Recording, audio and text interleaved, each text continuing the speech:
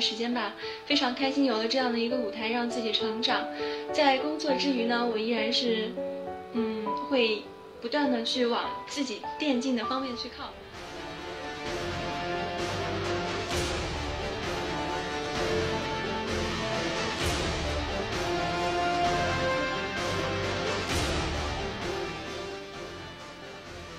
Alright guys, welcome back. We're getting ready to get into game number 2 of our Demacia Cup. Round of 16, second matchup here. World Elite taking on Positive Energy. I'm Pyrotechnics on the casting desk with Frostgren. And of course, that first game saw World Elite finally returning to form after a bit of a drive. But they're not the only ones competing in this. If you take a look at the rest of the bracket for Demacia Cup, you see a lot of familiar faces. Starhorn World Club, most recently beating out Invictus Gaming. They will end up playing against Energy Pacemaker Carry in the round of 8. Other brackets include EDG, HGE, and of course the winner of this match will take on Snake, who we just saw earlier. But we're already in picks and bans. Frostgren, you ready for this? Born ready. Oh yeah, Rengar, Lucian, off the table. Curious that World Elite bans that. Not wanting to give it up. Wei Xiao has been focusing a few other champions lately. Prioritizing the Lucian could mean that he wants to again go for that Vayne, doesn't want to get bullied out in the lane phase. Maokai also being taken off the table. Yep, that is pretty expected, to be honest. The Alistair also. Funny to say, that's the top lane ban. We've seen a lot of people in China destroying with it in particular. Not a pun on the name, I promise, as Lee Sin is now banned away. I think you said this best when I was talking to you about the arrows, Pyro. You said that you can't let the arrows have certain champions, and that's why they kind of excelled in the blind pick, just because of how their composition works. And same thing can be said for Chinese teams in general. If you give them those hard engaged tools like that, and they'll play their hearts out. Exactly, definitely suits what the Chinese want to do: tower dive and team fight. Now with the last bans off the table cast in, of course, the last ban out from World Elite, that leaves Thresh open and it gets immediately picked up for South 1. Axine has been favoring Kha'Zix, and he goes back to this immediately. Are we seeing a return of the bug ban? We should. Again, this patch, junglers got nerfed. Kha'Zix got buffed, so he's kind of back into the style and the viability. It's kind of Kha'Zix Rengar right now because like 4.14 hasn't gone competitively. Yeah. Also, the Graves pickup for Wei Xiao. This is curious. We haven't seen him do this for a while. The only Graves that we've seen in LPL was XQ's Graves. And I think he played it once, the very right? last week. He played it twice back to back, but it was in the very last set, very last week with Sona. That's right. Sona. That's right. That'll be interesting to see what the support pickup ends up being, as now he's facing down a Twitch. So already we get to see some more interesting compositions. Looks like Salme also returning back to that Nidalee. Graves did get buffed. His damage in lane got buffed up. He still doesn't have the late game, but as far as that level 6 burst, that's still as terrifying as ever. Oh, I mean, we saw that last game with Loves. That was absolute insanity under that mid tower. And they do lock in the Nami for Conan. Conan actually plays a lot more Nami than other supports in LPL. Arguably not as successfully, though. I mean, we've seen Zero and Kitties really excel. But as popular as Nami was in the LPL for a long time, it just wasn't a very successful choice for a lot of them. Yeah, they have some issues with disengage, but Conan, you know, getting better. It is kind of I'm not going to say it's a comfort pick for him, but he definitely has a lot more experience on it than others. Ziggs and Eve going to be the final lock-in, so double stealth composition coming in with that Twitch Evelyn, which means that later on in this game, it's very vital that no one be by themselves, particularly Wei Xiao on that Graves, because he can easily get assassinated. I think Ziggs is a good blind pickup, too, going into mid. What is the answer? Well, we know it now. The Ahri hype train is real for Ninja, as he doesn't hesitate to get that pickup.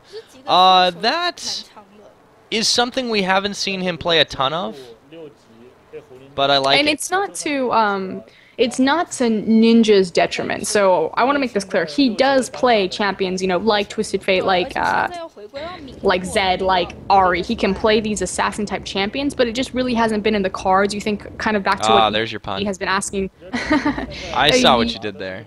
exactly what EDG has been asking like you to do by playing those utility-based mages. Again, we talked about the very specific formula that World Elite has to implement to win their games, and you know, since they're not in playoffs, since they're not going to world qualifiers, they could be, you know, branching out, trying to experiment with different setups for their team comps. And, you know, if he's able to perform on R, that would definitely be a huge difference. Typically, Ninja isn't the one to step up and to have that global presence. It's very much about just stalling out, waiting for Wei Xiao to be ready, and then fighting on his terms. Well, they have to definitely mix things up a little bit because they had a very specific strategy in mind for Ninja. And this is a guy coming in with the huge chip on his shoulder because he was replacing, in one sense, you know, the retired Messiah, and then Sukum, who they actually benched for him, which was, some people claimed, a questionable call. He definitely had some huge shoes to fill when he stepped onto World Elite, and a lot of people, I think, might have pointed the finger at him when he just wasn't able to play to that level. You know, you can go back and forth and kind of weigh the merits of either mid lane. I think Ninja has definitely come into his own on the back half of the split. I'm very excited to see his champion pool start to branch out, and I'm excited to see if he can step up and he can live up to kind of the expectations that World Elite really needs from their mid laner, especially because he has such versatile powers around him. Sao Mei, again, you know, probably one of the best top laners still at kind of recognizing how to play the map pressure game, although we didn't necessarily see it to its fullest potential that last set, but, you know, in his historic context through LPL. Wei Xiao, probably the most, you know, in all the inconsistencies that are happening right now in LPL, Wei Xiao is always going to be the most consistent. You can always rely that he is a solid AD carry, he always plays well, very controlled, and so it'd be nice to see Ninja kind of make that evolution past just playing things like Lulu, like Orianna, like Xerath. Yeah, I think now is definitely the best time competitively for the rest of this year to let World Elite mix things up and play it fast and loose. I like the pickup, Sao Mei going on to Nidalee once again. Even against the Jax, this is definitely going to be the style, and let's see if this one works out as we get loaded up onto the Rift. Kona Wei Xiao hiding out in that brush, waiting for South 1 to get a little impatient.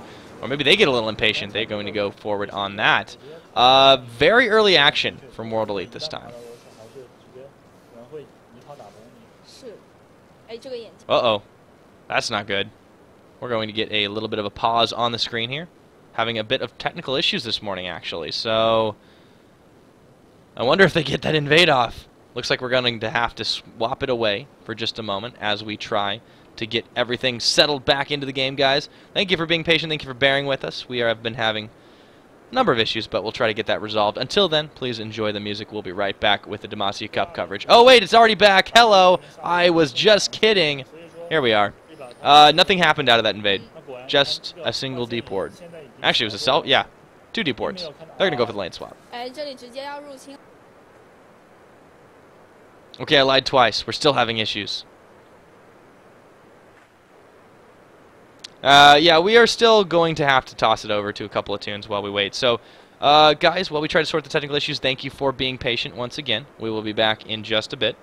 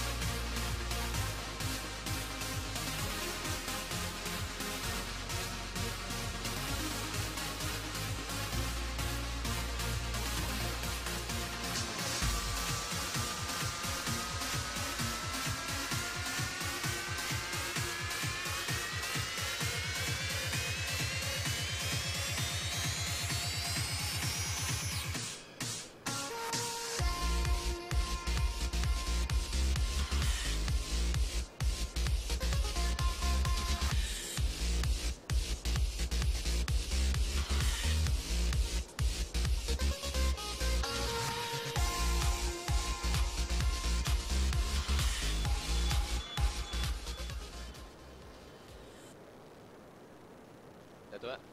实际上都在蹲啊，这边3个人越塔越一个贾克斯的话，一起的贾克斯，还好他学了一个，看一下怎么扛塔，这很关键，看一下怎么扛塔，这怎么打。Alright guys, we've resolved our issues. As you can see, there have been a little points of action, a lot of jungle invades, and it's about to be a little bit more because Sao Mei is in a little bit of trouble on that bot side. They did, of course, go for the lane swap. And up in the top also, more damage done. Very early action from World Elite and Positive Energy here. Likewise, that was immediately answered in the bot lane right there. So again, that the jungler was preoccupied, knowing that they could go full on Hamlet for that dive. Destroy actually burning the teleport here in a sticky situation. Oh, hello! That might not have been the best choice. He does get his counter-strike on, however, Axine will follow up with the kill. It's going to be a 1-for-1 suicide mission for the Bugman as they get themselves one more kill. World Elite still with a 1,000 gold lead in this game. Really not off of anything concrete, though. That said, Axine effectively traded his double buffs. Unfortunately, again, I'm not in the spectator client, I couldn't see, you know, how far along those buffs were. They were just about to expire. I think he was kind of on the end half of them. Since they're only 3 minutes, it's about 6 minutes into the game. But still, losing your double buffs, never want to do that. I'm assuming they were probably expended, and he thought that was a worthy trade to continue to put that Jax behind again. That is still a level 1 Jax at 630 in this game. Yep, definitely not been able to do much with the situation he's been handed to, but the lane swap again comes in, so Sao Mei going back to the top. Mid push this time. Definitely more true to his name, giving himself a little bit more CS. However, he is on a champion that is very adept at farming early. Ninja, much more kill focused, and he has had to get the double Doran's ring start. And it also makes sense that Sao Mei is going to be trying to mirror this Jax around following Destroy, simply because Nidalee is going to be able to bully him very early, stalling out that power spike that Jax is eventually going to get. Yeah, it's going to be a rough lane for Jax right now. Destroy's going to have some trouble for just a little while. Speaking of trouble, here comes down on this bot side the Evelyn. Nothing might come of it just yet. Wei Xiao playing very safe. This is much more him. It's always about kind of that really measured, controlled, methodical play from Wei Xiao. Unless he decides to go hero. Hello. No, he's hiding behind minions. It's cool. Oh, maybe not. Ah, run away. It's the Evelyn. Yeah, I mean, he's on a dash champion. It's definitely a control game from Wei Xiao up against the Twitch, too. It's kind of like a throwback lane we're seeing. I know. What year is it? I don't even know, Frost. It's all about the assassination potential. Twitch already got that early kill, has the early assist as well. Picked up his level 2 boots, but it's going to be so dangerous as these towers start falling down as we get later onto the game and the map's very open for anyone to be left on their own, especially when that Blade of the Rune King will be completed down the road with an Evelyn Twitch in a game. So expect the pick composition from Positive Energy to be a real terror. Oh, speaking of real terror, Destroy having a little bit of trouble with Sao Mei, and there's a giant minion wave to back him up. He's got to give this tower up. He's just going to run away from it. Meanwhile, level 4 Jax to level 6 Nidalee. Hello, Mega Inferno Bomb. Thank you. Have a nice day. I'll take 88 gold, says Ziggs. But that's an ultimate expended by mid push to effectively just create breathing room for his top laner. I mean, he didn't want to let all of that experience and gold go to waste, so it's not like he's trying to save the tower. Obviously, Destroy would actually rather that tower go down, simply so he can freeze the wave and farm it safely, or at least cause Sao Mei a little bit more grief by having to expend past that river. But yeah, don't know if that was the right call, especially as a... well, here's a call. They're going to send Evelyn up to try and deal with this Nidalee. The 2v1 is strong, but I don't know if that Jax really has anything in the tank with just the double Dorans. It's almost like it's just sort of an insurance policy at this point. They're hesitant to even take anything on it. They know decent as well. lead for World Elite. Yeah, no, they're... Because Axine's coming okay up with back. this. Oh, boy.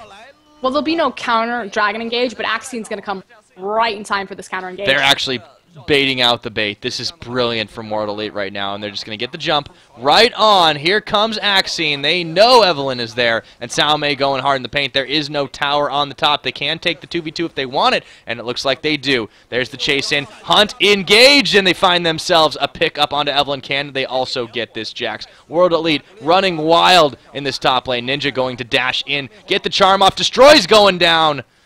And meanwhile, the bot is not looking much better for Positive Energy. Froskarin, they turned up the heat.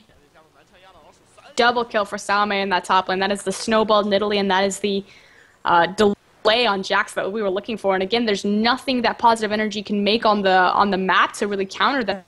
Ninja did a great job of shoving up the wave before he made the roam, so effectively Ziggs gets to clear the wave into his own tower, but doesn't trade that for any sort of damage on the bottom tower. They're not in position to take a dragon, not in position to go hard on Wei Xiao or Conan. Mid push could have roamed that and made something out of it on the bot, but well, he had expended his ultimate to clear that minion wave. exactly. He has it up now, that's the decision making, and they knew it was going to be down for 2 minutes. It was the perfect time to act. I mean, World Elite just showing that they are made of a smarter type of strategy. Axie now making the rotation down bottom. That was a we'll nice have the dodge ultimate out. available. Curious, the Twitch pickup into Graves. He just has so much ability to avoid your pretty much all of your AoE damage. This time he doesn't. Axine still waiting in the wings. Well, it's how Twitch doesn't have the strongest laning phase anymore, kind of in context of kind of the meta picks. I do think he's still a very fragile AD carry. If Graves does get a hold of him with his full combo, good night, Sweet Prince. Like, that's 100-0 very easily. That said, Twitch is going to outscale Graves very easily, and he's going to have a much larger team impact with the rat-a-tat-tat. Yes, but he's severely delayed in his build by the fact that he has to go with the boots to start. Also, Wei Xiao way up on the farm. They're going to get a little extra gold in their pockets with that dragon pickup. Completely uncontested. Positive Energy, they don't seem fully aware of what's going on, and they're just kind of, I feel like, being lulled into a false sense of security here. Well, they don't have the pressure really anywhere. The fact that their jungle failed so hard, and that's really what happened. If you lose in the jungle, just respectively, you pretty much sacrifice all of your map pressure, because it doesn't even matter if you get a numbers advantage. If you don't have, they cannot make any plays unless they know for certain where the enemy jungler is. They have to have eyes on Axie, but you have to think, since they're already down in gold, they don't have those resources to expend on creating that vision to gather that knowledge to make those correct plays. You know, throughout these games, it's all about reactionary play from them at this point. I'm noticing a slightly newer trend for World Elite. They're not leaning on Wei Xiao. Well, yes, not feeding is good, but they're not leaning on Wei Xiao to really hard carry. Yes, they picked up the Vayne last time, and that definitely was pretty good in their favor towards the end of the game, but it didn't even last that long, and they didn't rely on it so heavily. They're really putting a lot of emphasis now on Cao Mei and Ninja to a slightly lesser extent. I think that this is a novel new strategy coming out of World Elite, and it's working for them against Positive Energy right now. No, I completely agree. The shift of strength to Cao Mei is very important. And, you know, it's frankly about time that they started to give him more responsibility for how well he has technically been playing, at least in the middle of the split. He's definitely been a standout for World Elite. Yeah, I like the spread of responsibility to Ninja. You know, still haven't seen a ton of his Ahri to make the say on that. And again, you have to think about the context of their opponent. Misses the charm right there. Yep, but it's still close. It's hard to lane against the Points Ziggs. for close. Not a kill, just a couple of style low points. mobility skill shot based champion. Yes. But you never really get in dangerous territory, right? This is true. He can keep her at bay. You see Axine really creating a lot of map pressure. Oh, there's the charm land. And he's going to go in to just try to poke it out a little bit. This is going to draw, destroy, even setting him further behind. Oh, Evelyn finds him out in the jungle. So is Loves in South 1 there, but they can't do much about it. I really like Axine's emphasis on really creating pressure points in the top and mid. Leaving the bot lane alone for a long time. There's no answer from Positive Energy. There's going to be that late game Wei Xiao, even though he isn't on a champion that scales as hard. He's still been making do with champions like Lucian. He's been putting a lot of emphasis on that mobility, that dash ability. And this is exactly where World Elite wants to find themselves in this early mid-game. Just putting pressure everywhere they can. Positive Energy not having an answer to this. Just fumbling to try and get anything they can. Well, they were able to secure their own red buff. So bonus right there. That said, well, the entire top half of the low map bar. belongs to World Elite. Yeah, and that red buff might in just a minute because they're going to find out Evelyn. Boom! Resets! There we go! It's going to be picked up by Ninja, actually. Even better as they find a roaming gank squad. Mid-push wondering where his teammates went as he's in about a bad position as himself. Uh-oh. This is The slow. It's like I'm watching Jaws. He can Goodbye. flash the wall, and that's about it. They just closed. Oh, boom. Ninja getting himself another kill. 2-1 now on Ari. Wei Zhao 1v2ing in the bot side, but he's chasing out South 1. Oh, didn't connect on the collateral damage. The hook does, though, and that is going to be Wei Zhao just barely getting out. He does take South 1 down, though. Even in the worst of situations, Wei Zhao triumphing. He's just so much stronger right now simply because of the global gold, and as we see Salme just destroy right here. Oh, he's going forward. Wow, he's diving deep. He's taking tower shots. Didn't expect Evelyn to be there, and he gives up a kill. Bit of a misplay. Salme going to hero. As the Chinese like to call it, yes. That is, yeah, the direct translation, I believe, is somewhere in the middle of ham. Somewhere in the middle of ham with the cheese. Somewhere over the towers. He gets that shot. That was way too aggressive, but nonetheless, they're still significantly in the lead. It's 15 minutes. The gold lead is 6,000, 6.5. I mean, yeah, that's nuts, Frosk. This is World Elite's game completely. And in 15 minutes. A ton of it is in global gold. You think it's only 2 towers, but the amount of objectives that they've taken away, the amount of buff swings that they've had personally. How everyone has pretty much gotten involved, the number of assists, that it's not just, 2 people kind of carrying the gold is spread across the entire team. They're forcing these collapses incredibly well, and Positive Energy, you can just see they're slow to react. They're not used to this level of hyper-aggression, which is weird to say when you talk about Chinese teams, but World Elite completely out-muscling. I mean, it almost looks like they are taking their frustrations out on these LSPL teams. Why not, right? Yeah, it's like a punching bag. It's pretty unique to see a very aggressive playstyle from World Elite. Typically they like to play a more measured game of stalling out, waiting for Wei Xiao. That said, I mean, if these kills are spoon-fed for you, there's no point in, they only wait out because they're waiting for Wei Xiao to get a certain, item advantage or be ready to team fight. And effectively that was just given to him for free about 10 minutes earlier than normal, so...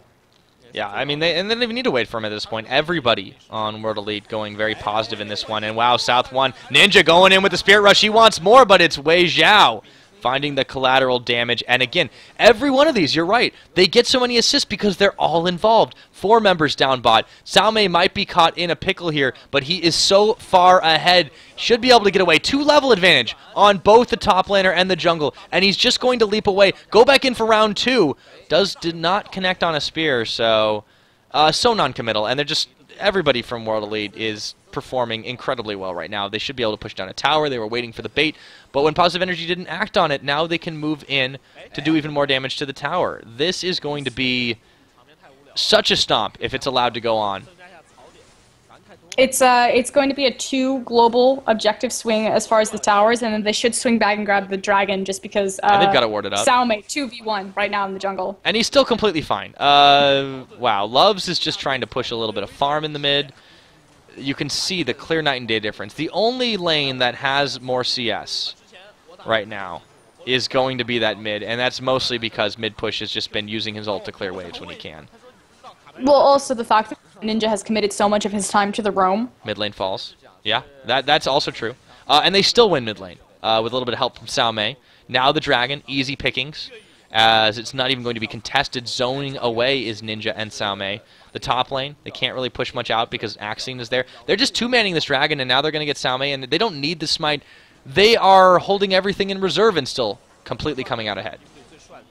Conan's having a hard time getting that aggro juggle on the dragon, though. Oh, yeah. If you got to find a little bit of trouble, that's what it is. This game is definitely still in World Elite's pocket, though. They have themselves a 10,000 gold advantage. That's a 10,000 gold advantage, yeah, exactly, before 20 minutes. And a 4 tower.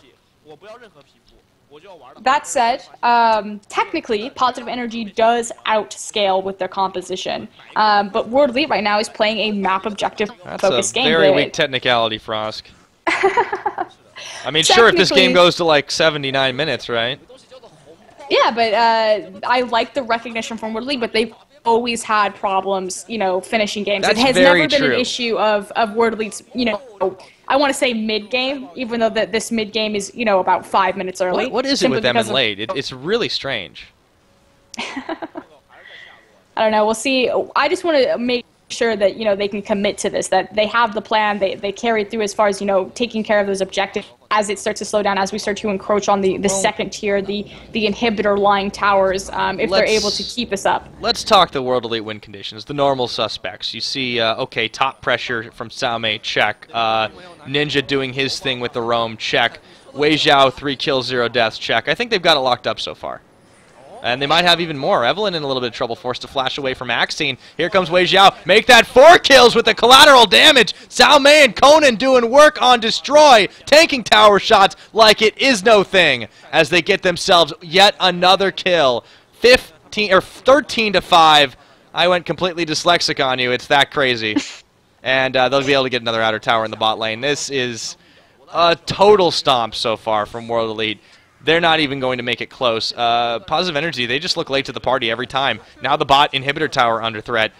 What can they do to get back into this? It doesn't look like they're even trying anymore, Frosk. Frankly, nothing. This game was over for a very long time. They lost too much map pressure. Effectively is what happened too quickly. The mid-game power spike is unreal for this team right now, and frankly, they have late-game items at 20 minutes. I mean, you're competing against a Deathfire Grasp Ari with a Needlessly Large at 21 minutes. You have the Eye Edge Ghostblade Graves. You have the Trinity It's okay, Force. they have Ziggs. They can stall out forever. They can stall out forever. He's got a death cap, guys. Look out. Yeah, it's going to be trouble for Positive Energy. They just really need to do something safe. Oh, man, they just surrender it. They don't even want to go on fighting. Tapping out Wei Zhao with the Manor disconnect as they... So no we win. It's win-we this time. They went backwards. Not everyone's a winner this time around, and that is Positive Energy getting knocked out of the Demacia Cup. Yep, that is the end of their run. And I think we could have predicted that one, but it will be World Elite moving on to the next round, and of course they will face off against Snake, who might present a bit more of a challenge for them. That was the 11th place LSBL team. Snake, a different kind of animal, as World Elite will find out, but that won't be for a while. Demacia Cup does air every Monday, of course, at the same time, 1600 China time. But, well, unless it's only one round, and then, of course, it goes up ahead about 2 hours and 15 minutes. But that was a clear-cut victory for World Elite. Yeah, and I was excited to see a different playstyle come out of World Elite, so we'll be I excited like the to see how they experimentation. continue forward in the Demacia Cup. Hey, you know, They I hear really pick up OGN really is well for opening them. up to a Chinese team. Maybe World Elite wants to make a contest for that with their top lane Nidalee pick. I don't know, I really liked Xiaomei's new... He's always been an aggressive top laner, but I like his Nidalee choices. That was really opening up a lot of avenues for them to make plays elsewhere than the bot lane. And I think against LSPL teams, it's a perfect testing ground. And that's kind of the strong suit of the Demacia Cup, of course, is the fact that we have such a wide spectrum and variety of teams competing for this, that you get to see the effectively the Chinese challenger teams alongside the professional circuit. Yeah, it's a little less committal. Yeah, it's a big prize pot. I mean, you definitely have a lot of money on the line. But when you're sure you can pull out the wins, like World Elite, clearly confident enough to do that, it's not too much of a risk to make some kind of experimentation in your composition. And if we had seen that in our last LPL season games, well, World Elite might be the ones in the playoffs. Now who's making shots? Well, yeah, I'm just stating facts here, Frosk. And for those of you who may be joining us for the first time, may not be as familiar with what's been going on, this is a separate tournament. The Demacia Cup has nothing to do with the LPL, although it does have teams from the LPL and the LSPL, as well as a couple of other places. And going back to the LPL, we are actually going to be covering the playoffs, the finals, and everything as the week moves forward. So please, again, join us on this very broadcast tomorrow in about 24 hours. That's important, actually. Yeah, Tuesday we cast. I believe it's LGD versus EDG. Yeah, that's going to be the first of our matchups. Playoff format is a double elimination, single best of 5 a night. We will be swapping off with the Games Nation casters, of course, back and forth for those. And, of course, we have a special treat for you guys going into the finals, so you won't want to miss that. All games air at 1600 China